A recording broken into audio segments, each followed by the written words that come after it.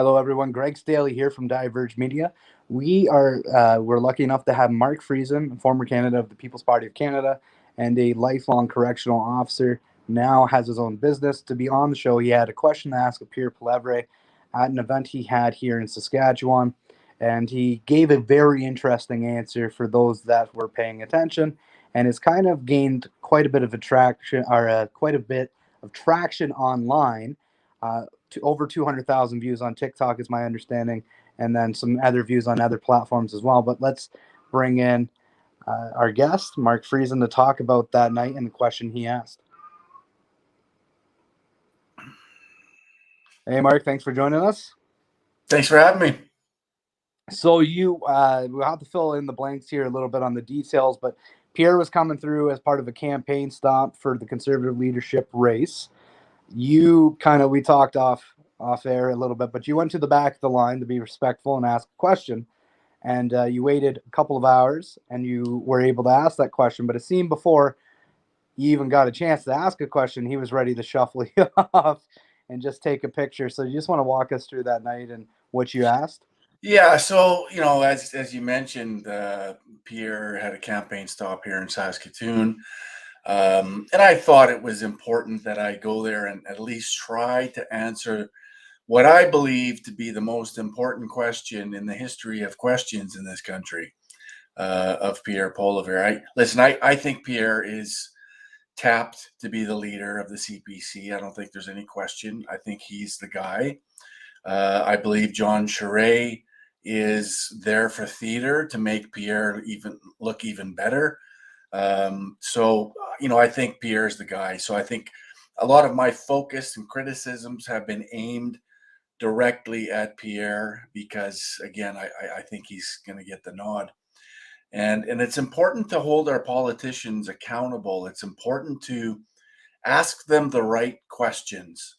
We've sort of allowed him to go across the country and denounce the World Economic Forum without going any deeper. And I criticize some of the independents like True North and Rebel and others for not taking that where it needs to go, because it's very easy to denounce the World Economic Forum. It's very easy to denounce, Klaus Schwab, who comes right out of Central Casting as Dr. Evil. So it's very easy for politicians to denounce that. And I think there's even a part of me that thinks that's the role the World Economic Forum is playing, is it's sort of allowing conservatives in Canada, Republicans in the States, and conservatives in Britain and other Western nations to sort of denounce the World Economic Forum as cover to the greater agenda, which is obviously the UN Sustainable Development Agenda. And so I thought it was very important that I asked this question of Pierre. And it's important that people understand the context behind it, because if you don't understand how important the Sustainable Development Goals are and how consequential they are to our way of life, then the question doesn't mean much to you. So it's important that people understand the context of what I was asking. So I just straight up asked them, and prefaced it with a comment that you have, denounced the World Economic Forum fairly vehemently. And I'm wondering if you then denounce the the UN Sustainable Development Agenda, the SDGs. And his response was, I haven't read it, which is insane. That's an insane response. But he responds that way because he believes that most Canadians haven't heard of the SDGs, that most Canadians haven't heard of the UN agenda. So it's okay for him to take that position, to say that, because most Canadians have no idea what it is. So that's why he uses that language. But the fact of the matter is historically, he's been a politician for 19 years. Historically, he's voted over and over and over on the Sustainable Development Act in Canada, the Sustainability Act that it now is. and he's voted on it on other occasions. So he knows exactly what it is. He's not a dummy. He's a smart guy. He knows exactly what sustainable development is. And to go just a little bit deeper and add a little bit more context, it was the Club of Rome in the late 60s that first developed and created the sustainable development agenda with the help of a Canadian by the name of Maurice Strong, who is known as the father of sustainable development. So they're the first group to really bring this together.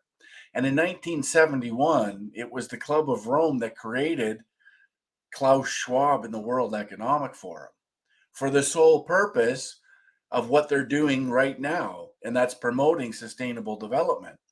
But they call it something different. They call it the Great Reset, right?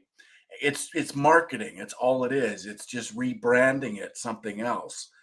And again, it gives conservatives cover to denounce Klaus Schwab from Central Casting, Dr. Evil. And everyone's, yay, thanks, Pierre. Thank you for denouncing this.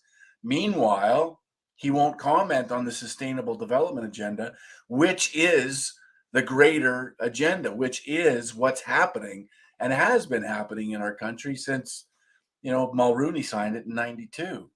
And so the reason though that Pierre the overriding reason why Pierre can't address it or recognize it is because he's well aware that his party is responsible for sustainable development.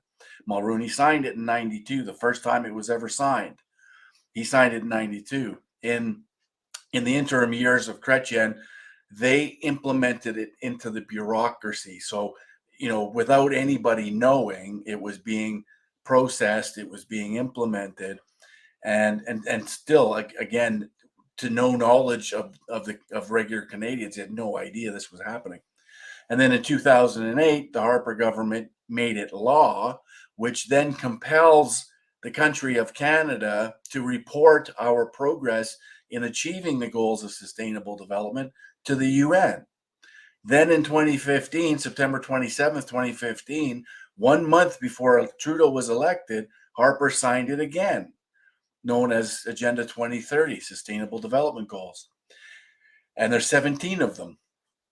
And so as soon as Trudeau was elected, his first press conference, his first interview in the New York Times, he referred to Canada as the first post-national state and a country that has no identity, right?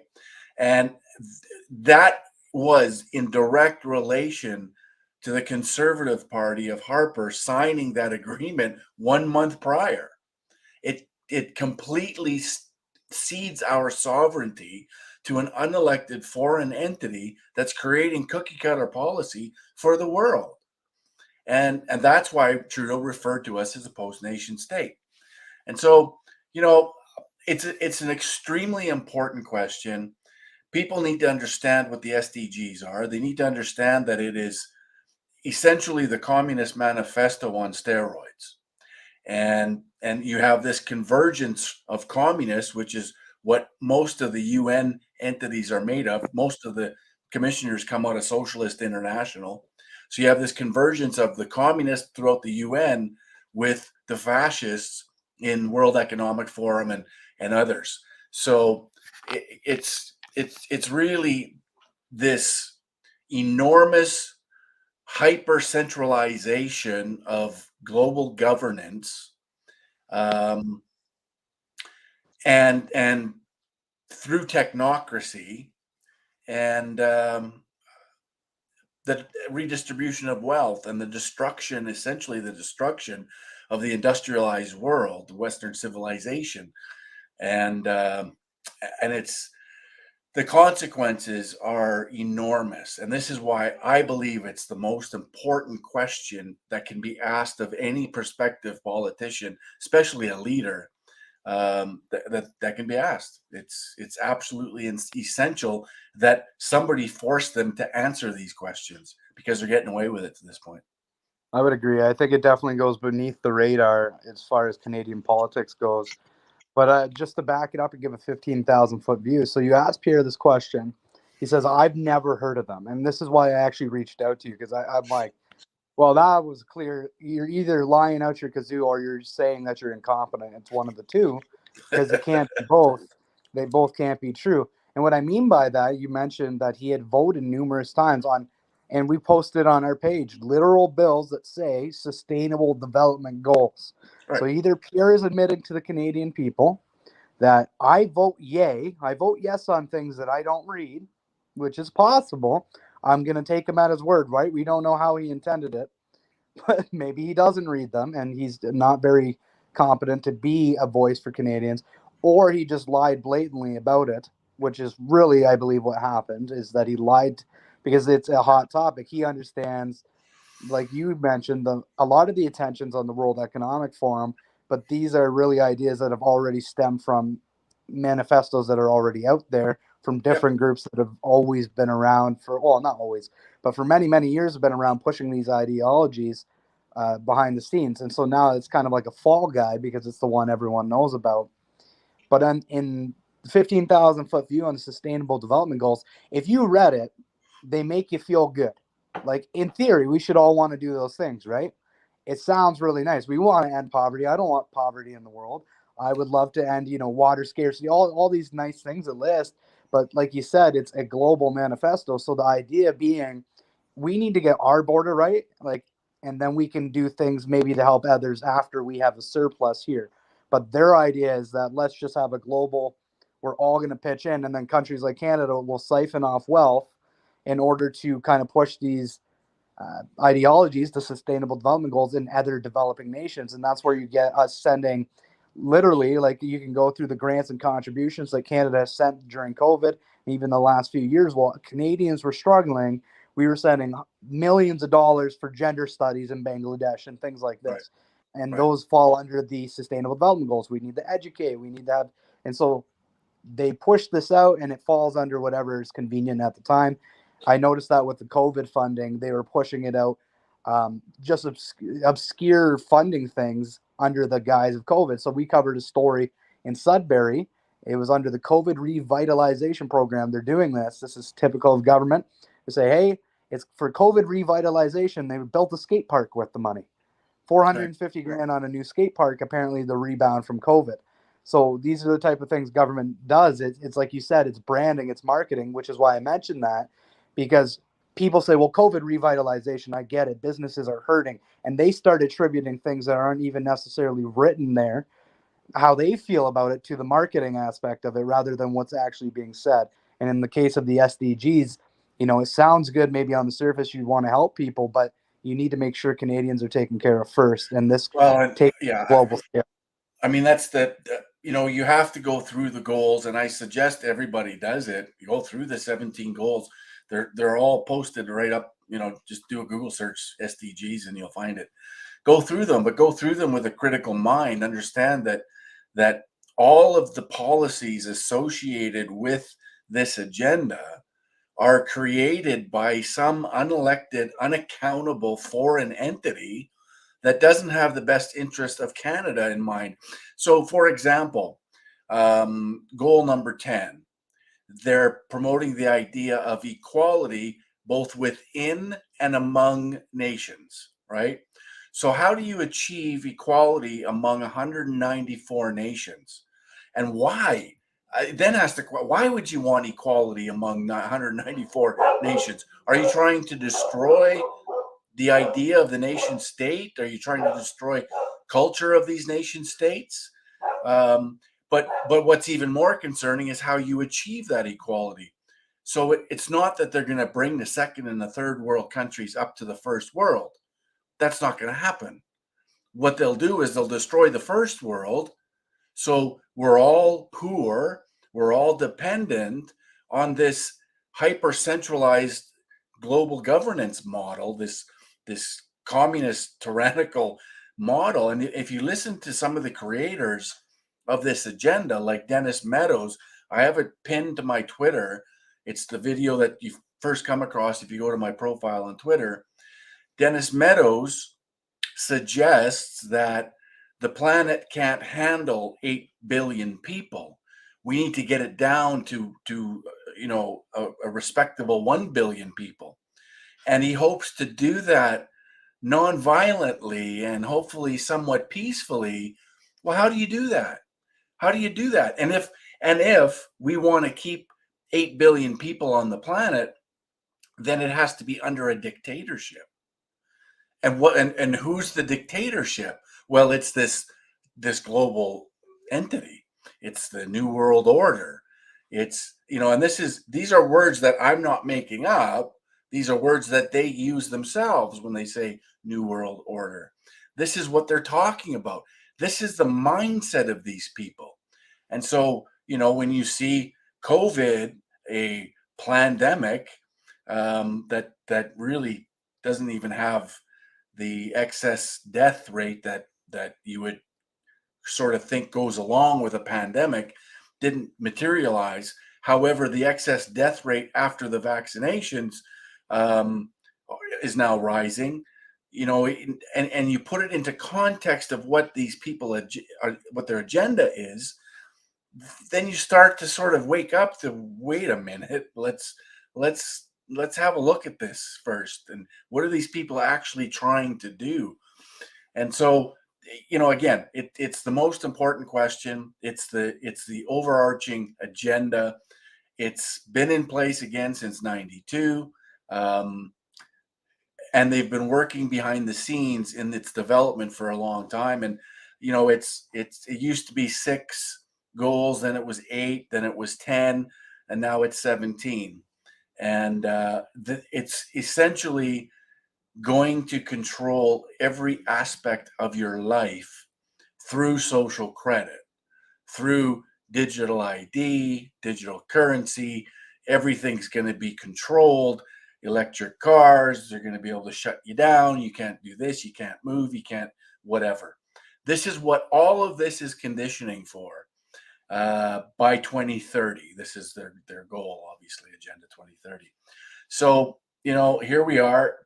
It's very important that people start grasping this agenda and understanding what it represents and understanding who's responsible for it. Because, again, there isn't an establishment party federally that isn't committed to this agenda. And, the conservatives are really good at language, and they do a lot of this bait and switch. And I'll give you an example in terms of their language and how they use it. So they talk about, when he was giving his speech, and I'll give Pierre credit. He's very well spoken. He's articulate. He's intelligent. There's no question about it, right? So checks off a few boxes there. And I can understand why people are attracted to him because of, his ability to speak. But in his speech, one of the issues that it was actually his denouncement of the World Economic Forum that got the loudest applause, which makes me happy because that means people are waking up. But the second loudest response was to the dumping of the carbon tax. And that really frustrates me because when he says that the conservatives will dump the carbon tax, but they're still committed to the Paris Accord, which they are, which he hasn't denounced, which is attached to sustainable development. When they don't denounce that, how do you plan on reaching the goals of the Paris Accord, the targets from the Paris Accord? How do you plan on doing that? You can't do Well, both because one says you well, have to produce, the other says you'd have to produce. So so what they'll do is they'll go through carbon pricing, right? And they'll fine all the big emitters. Well, what do the big emitters do when they're fined? They transfer that cost onto the consumer. So again, it's this hidden tax that they don't talk about, and it's still a carbon tax. Why do we have a carbon tax, carbon pricing model in a country that contributes 1.6% to global emissions of a element that encourages plant growth, that encourages the planet to green? The more CO2 there is, the greener the planet is. There's a study that came out of the Lancet last year, and they were sort of concerned why they weren't really understanding why the world was greening. And through their study, through this research, they determined that it was because CO2 rates are increasing. Well, of course, They could have called me. I'm an arborist. I could have told them Yeah. plants love CO2. Greenhouse owners own, that own greenhouses pump CO2 into the greenhouse at 2,500 parts per million to encourage plant growth. Why are we paying a tax for carbon emissions? It's insanity. In a country that contributes 1.6 globally, that has 380 billion trees that act as a carbon sink. We're carbon negative in this country, but yet we have to pay for it because it's a funding mechanism. And Yeah. this again, if you go to 2012, there was a committee in the UN that was struck to determine how to fund this agenda because in their estimation it was going to cost $5 trillion annually to fund this agenda, and so they needed a funding mechanism. Well, guess what that was? Carbon taxes and carbon pricing was the funding mechanism to help fund this agenda. As it turns out, the agenda costs about $8 trillion annually, and they don't make enough money. So what's another way to suck money out of the West? Vaccines, Bill Gates, and all of this enormous amount of money being sucked out of Canada that Trudeau is gladly handing over to these people. So it's this huge redistribution of wealth thing. So Well, at the part of end of the the day, vaccine it's was it extremely wasn't even destructive. Hey, so the part of that on the vaccines, it wasn't even just procurement for our country. They had the COVAX initiative and other initiatives. I just wanted to touch on that. Sorry, before I forgot, yeah, where they were handing out money for these things and buying up the vaccines. And what was funny about that, I'd have to pull out the article, and I really should, but I think it was COVAX.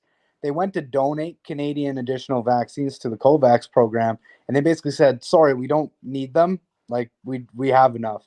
And I right. just thought it was hilarious because the media here is harking on all these countries wanted it. Meanwhile, we were trying to give them away and they were refusing to take them. So that's Right. kind of where the money was spent. Who knows how many how many hundreds of millions or billions of dollars was spent Yeah, through programs like that, and yeah, then advanced procurement as well, right? absolutely. It's another funding mechanism. It's another way to extract wealth from Western nations. And it's people really got to start waking up to all of this. It's so funding mechanisms are necessary, and social conditioning, social engineering is all necessary. I use another example: this plant-based food that some fast food restaurants are pushing. Nobody asked for it, right? There was no demand in this thing we call the free market. There was no demand for fake meat. It's disgusting. It's terribly unhealthy. It's full of salt. It's gross. There was no funding. There was no demand for it. But yet these corporations who have partnered, public-private partnerships and whatever, they promote it because what they want to do is socially engineer the masses to say, "Hey, that's a great idea. I mean, a fake meat is wonderful. What a great option. We're saving the planet like they did with carbon taxes," and everyone's, pulling out their wallets and handing over their money to save the planet from CO2. Well, meat is another method. However, it backfired and nobody bought it. So most restaurants have gotten rid of that um, because it didn't sell. But this is what they attempt to do all the time. It's this social engineering, again, to achieve the goals of sustainable development and the greater agenda of global governance.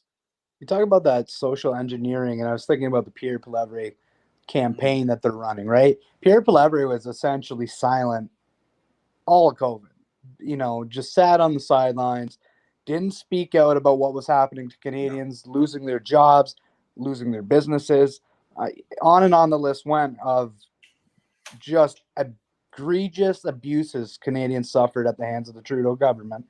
right, He doesn't speak about it for nearly 2 years, and then he goes, puts his finger up in the air, right, and he goes, "Ooh, I think the winds have yep, changed." right, And at least this is my opinion. And then he decides he's Mr. Pro Freedom. I'm the guy. I'm gonna stand up for Canadians. I'll make this the freest country ever. And then you add your question in where you say, "Hey, well, where's your stance on the SDGs?" I've never heard of them. So right, it's this conditioning. They did a very good job of marketing Pierre. But we mentioned off air, or I had mentioned off air. Doesn't it not make you feel encouraged a bit though? Like we can disagree with the Pierre Poilievre campaign and who he is, Really, like I don't think he's telling the truth, Canadians. I think he's false advertising right now. But Right. does it not make you feel good to know that this guy is running on the campaign of we need freedom in this country, we need the choice to run our own lives, and it's really resonating with Canadians. Yeah, and you know why he's doing it? It's because the loudest voices in this country are telling him to, and that's what we need to continue to do. I think it's phenomenal. I'm incredibly encouraged just by the simple fact that that little 38-second video that I took of Yeah. asking Pierre that question is at 255,000 views on TikTok. It's on 50,000 views on Twitter. And I don't know what it is on Facebook because I'm banned at the moment, but it's floating around there too. So, you're talking about 300 and some odd plus people that have now been exposed to the SDGs because Pierre Poilievre denied knowing anything about it. And I see a lot of people on Twitter and social media asking the question, well, I don't even know what SDGs are. So they're using it as an excuse to give to Pierre because if I don't know about it, then why should he know about it? Which is ridiculous in its own right, but whatever. But at least people are asking the questions. At least people are being exposed to the sustainable development agenda. And so I'm incredibly thankful that opportunity arose and I took advantage of it and was able to expose that many people to something that they probably a lot of people haven't been exposed to before. So we're heading in the right direction. All things, you know, I've said it for a long time. It's at some point we are going to win this battle. The globalists won't win. Humanity will win over the globalists, and it's just a matter of how much pain we're going to have to go through to get there. And so everything that we're going through is necessary, and it's not easy. And I'm not saying it's easy. It's tough, but tough times create strong men. So here we go. Let's bring it on. Well, we got a it's a very long election race. It's kind of a weird setup that they got running. I Yeah. call it the conservative fundraising slash leadership race. Um, I mean, I think it wraps up beginning of September, so they're really going on that for a while. But you'll have a lot of chance to look at the Pierre Poilievre campaign, look at the other candidates there, and see where they lie on big issues. But I think you're right. I think tides have started to turn. People are starting to ask questions, and if there is a silver lining to COVID, is that it uprooted people's lives so vehemently, so quickly, so hard that the frog in boiling water analogy was no longer true. All People right. were forced to be acquainted with the conditions that were brought about, and they didn't really have a choice to get acclimated to what was So, going on. but that's why it's so important that we add context to say COVID, or we add context to climate change. All of these crisis situations that they you know instill fear over. We have to add context to these issues so people understand. Like Trudeau's done a phenomenal job in that regard when he announced to the world in the fall of 2021 that they're using COVID to achieve the goals of sustainable development and reimagine the Yep, global economy. I they mean, literally that said made it. him the most powerful conspiracy theorist in the country, right? He just said what I've been saying for 20 years. He just confirmed it. And so not only did he confirm that the agenda exists, but he confirmed that they're using COVID to do it. Phenomenal phrase that he used. And so people need to understand that context. And so, I'm working tirelessly to get out and do town halls so people understand the context behind, COVID and climate change and even the Ukraine for that matter. It's all connected. It's all mechanisms for them to achieve the goals. It's mechanisms to condition the masses, to socially engineer the masses. That's what this is all about. And so once people have that and have made those connections and their light bulbs turned on, man, you've got another soldier that's going to tell 20 other people, and those 20 are going to tell 20 others. It's going to happen. It's inevitable. And as the consequences pile up, like inflation, higher taxes, cost of living going through the roof, people are going to be forced to have their bubble burst. There's a lot of folks right now that won't listen to people like me because it will burst their bubble. But if it's not me bursting it, reality is going to burst it, like inflation, like higher taxes, like cost of living.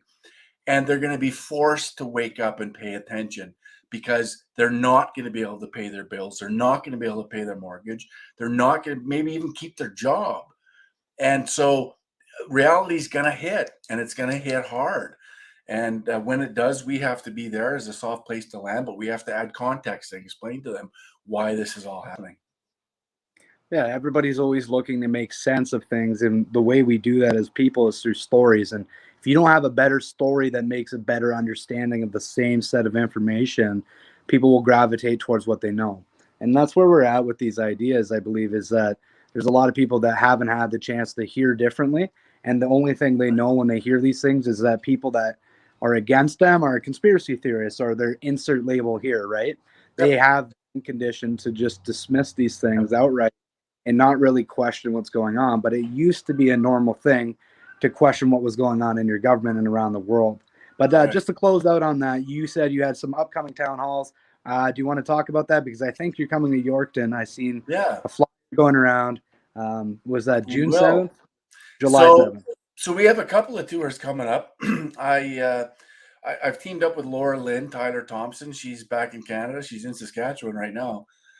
So on Thursday we start our Saskatchewan tour. It's a 9 city tour in Yorkton. That's the first night. So we're really looking forward to that. And again, this for me, it's another platform that was created by an individual by the name of Pastor Paul Dubois, who is involved in one of the provincial entities that want to. They're looking at creating, provincial party, and so they're going to be there collecting signatures. I haven't endorsed that party. I haven't endorsed any provincial party as of yet. It will be one of them, whatever cream rises to the top. I'll support as an alternative for the Saskatchewan people outside of the establishment, Saskatchewan Party and NDP. So yeah, so that's who's involved. Me and Laura Lynn are going to do our thing. It's another platform for me to educate people and get them to understand what's really happening. And so we're looking forward to it. And so the Saskatchewan swing will be nice. Obviously, a lot of the discussion is going to be Saskatchewan focused, whereas our following tour is again the Forum for Canadian Sovereignty, the organization that I founded, and that's through Northern Ontario on our way to Canada Day. We have a seven stop tour there. Kenora, Dryden, Thunder Bay, Marathon. If we can find somebody, we still haven't found anybody to help us organize Marathon. So we've put it out. It's either Marathon or Wawa. Whoever can step up in any of those areas, we greatly appreciate it. Contact me if you are in one of those areas. And then the Sioux, Sudbury, and North Bay. So we're looking forward to that one as well. Again, another platform to help spread the information so people have context and can understand why the world is so crazy right now. And then we got Canada Day on the 1st, and involved with Veterans for Freedom, Police on Guard for Thee, James Top and his group, Canadian Frontline Nurses, Kristen Nagel. So we're looking forward to that too. That'll be a fun event. We're going to march with James Top from the War Memorial, where he's going to arrive at, to the Supreme Court, and we'll carry on with our day there. So yeah, it's a very jam-packed June, but I wouldn't have it any other way. And if people want to support you, as gas prices are exorbitant now, and that's a lot of driving, how would they go about doing that, Mark? Again, the easiest thing for us, I don't use crowdfunding anymore because they basically don't let me. As soon as my name pops up in any one of those things, I'm pretty much canceled. So just straight e-transfer, info@ffcs.info is how we accept funds for that. And again, it's my organization is the Forum for Canadian Sovereignty. You can check out our website. We have a ton of information about globalism there, ffcs.info. And that's just the acronym for Forum for Canadian Sovereignty. And that's how you can help us out. And yeah, gas prices are going to just really make these things difficult. My truck used to cost $200 to fill. Now it costs $300 to fill. So. Yeah, I was saying, I posted on Facebook, there was a woman, I literally was pumping my gas from work day in the work van. She got in her van, she was watching it, she pumped $100, it clicked out, she got out, checked her gauge, got in the van, and then got back out, put her card back in, and that's when we talked a little bit about it. You know, $100 should fill a minivan. It doesn't, right. And especially in a country as resource rich as Canada. Right. It's insane. Why is it not happening? Well, back to the big picture that we just discussed. 100%. But thanks for joining us. Thanks for asking the question of Pierre Poilievre and allowing him to display his true colors a little bit, to show that he's not above being a politician, so to speak, in order to advance his position. So I didn't like the fact that... Just one last word. I want to encourage people. You know, this is our job. This is a responsibility that we've abdicated for decades, and we really have to get re-engaged. We really have to hold our politicians accountable, and we have to get engaged in person. You know, there's shortcomings to social media. There's shortcomings to all of these platforms. Doing it in person has the most impact, and we have to attend these things. We have to listen. We have to ask the right questions, and get engaged and motivated and inspired to take that responsibility back. We have to hold these people accountable. That's our job, and we have to do it. So that's it. All right. That's a good place to close, I think. Thanks for joining us, Mark. And you can check out his work, Grizzly Patriot. He's all on Facebook, Instagram, Twitter, all the social medias. Check out new merchant for him as well. And thank you for joining us for this discussion, and we'll see you next time.